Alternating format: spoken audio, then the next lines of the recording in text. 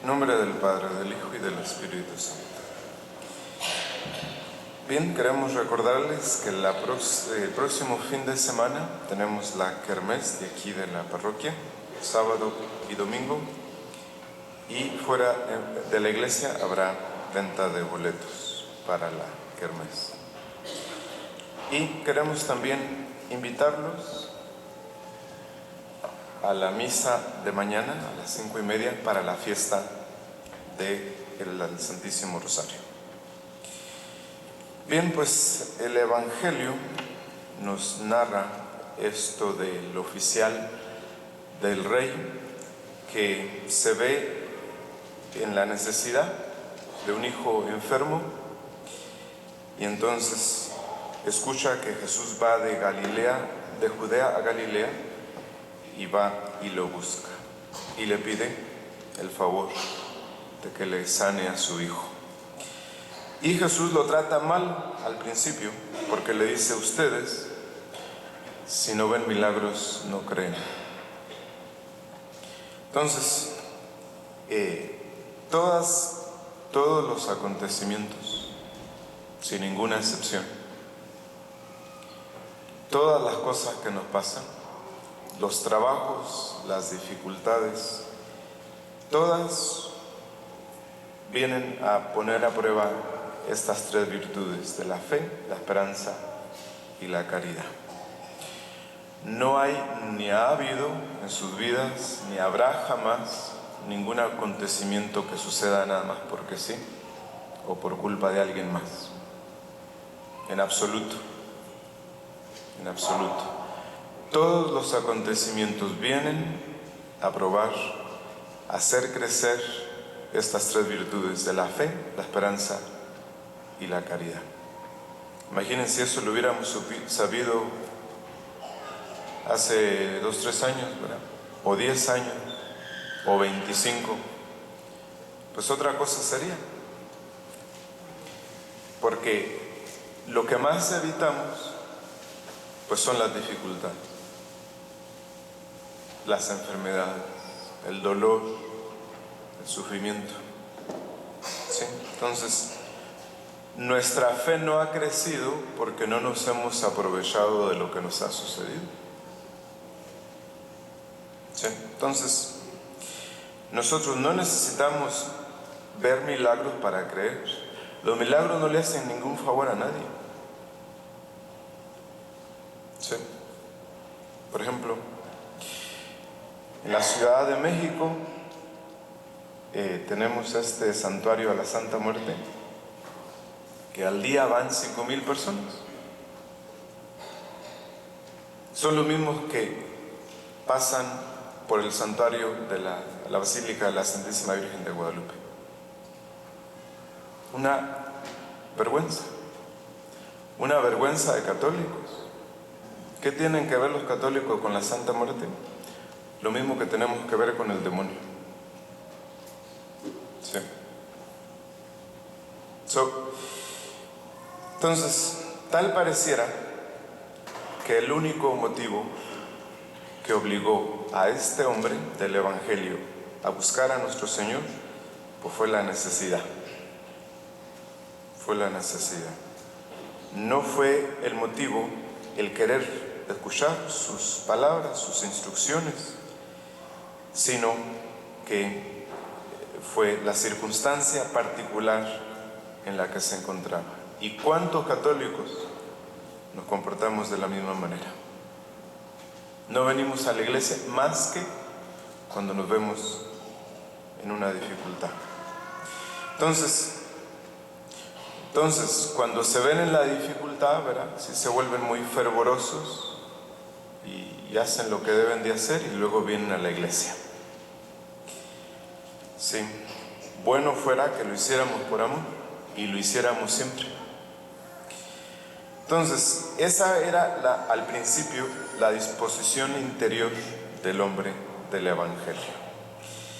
Y nuestro Señor no ignoraba que de no haber sido por ese interés de procurar la salud de su hijo, pues él no se hubiera acercado a Jesús. El soldado o el oficial no se hubiera acercado a Cristo si no hubiera sido por la necesidad. Y por eso nuestro Señor hirió su corazón en el punto más sensible de su vida, que le mandó justamente esta enfermedad a su Hijo. Y de esta manera obra Dios con todos los que quiere acercar a Él, solo que nosotros no lo vemos. Nosotros no lo vemos. Entonces, nosotros quisiéramos que Dios nos llamara por la prosperidad, por el bienestar, por la felicidad, pero ustedes y yo sabemos que no logra nada, porque en cuanto se acaba la felicidad o el dinero, nos olvidamos de Dios. Entonces Dios nos llama por la adversidad, que es uno de los mejores medios para atraer a los hombres a Dios. Al separarnos de los objetos que más amamos, nos manifiesta sensiblemente la inestabilidad de esos objetos o de esas personas, privándonos de los falsos bienes que teníamos para conducirnos a buscar mejores bienes. Entonces, nos aflige con la pérdida de lo que más amamos, así sea el dinero, el bienestar, los padres, los hijos, la casa o el trabajo. ¿Cuántos hay a quienes un gran infortunio que los dejó llenos de desconsuelo fue el origen de su conversión y de su eterna felicidad? Entonces, cuando nos afligimos hasta tal extremo por las contrariedades, por las enfermedades, los sinsabores de que está llena la vida, es porque nuestra fe está débil y necesita crecer. ¿Sí? Entonces, porque no consideramos del modo que debiéramos toda la utilidad que podemos sacar de tales dificultades. Entonces, pobres de nosotros, porque no podemos evitarlas, las dificultades, pero pobres aún más porque tampoco sabemos aprovecharnos de ellas. ¿Y cuántas personas, cuántas familias no vemos que viven bajo una circunstancia tras otra, sin aprovecharse de nada? Víctimas de las circunstancias de todos los días, que son visitas de Dios, llamadas de Dios. Sí. Entonces, el mal nunca va a estar en las cosas que nos pasan.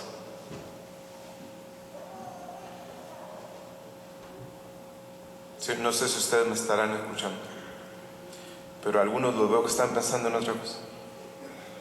El mal nunca va a estar en las cosas que les pasen. El mal está en no aprovecharse de lo que suceda. Sí.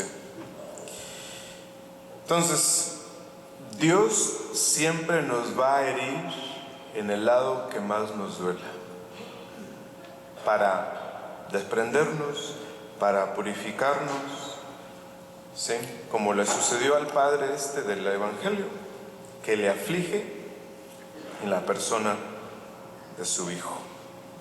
Entonces, los acontecimientos difíciles para unos son bendición, mientras que para otros son motivo de rebeldía, de queja, de murmuración.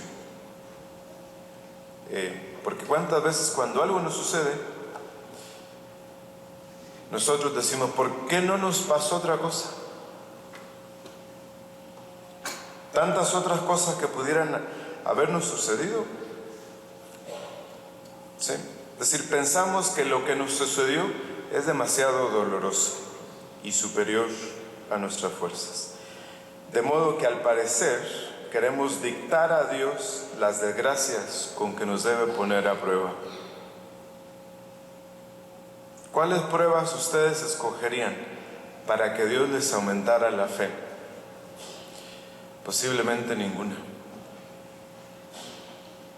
Sí. Entonces queremos dictarle a Dios las desgracias con que debe poner a prueba nuestra fe, y queremos decirle que a nosotros nos debe tocar escoger la cruz con la que nos ha de remediar la vida. ¿Sí? Entonces, nuestra resignación debe ser al mismo tiempo amorosa y universal. Es decir, que debemos hallarnos dispuestos a sufrir todas las penas y todos los trabajos que Dios quiera enviarnos. Entonces, aunque Cristo lo recibió aparentemente de mala manera, con una llamada de atención, el hombre no dejó de insistir. Si no hubiera sido porque siguió insistiendo, nada hubiera sucedido. ¿Sí? Entonces, Dios está dispuesto a otorgarnos todo lo que le pidamos, pero en el tiempo suyo, no en el nuestro. ¿Cuántas personas después de que le piden una sola vez, o es más, le ordenan una sola vez y no se lo concede, pues entonces pierden la paciencia y dejan de rezar? ¿Sí?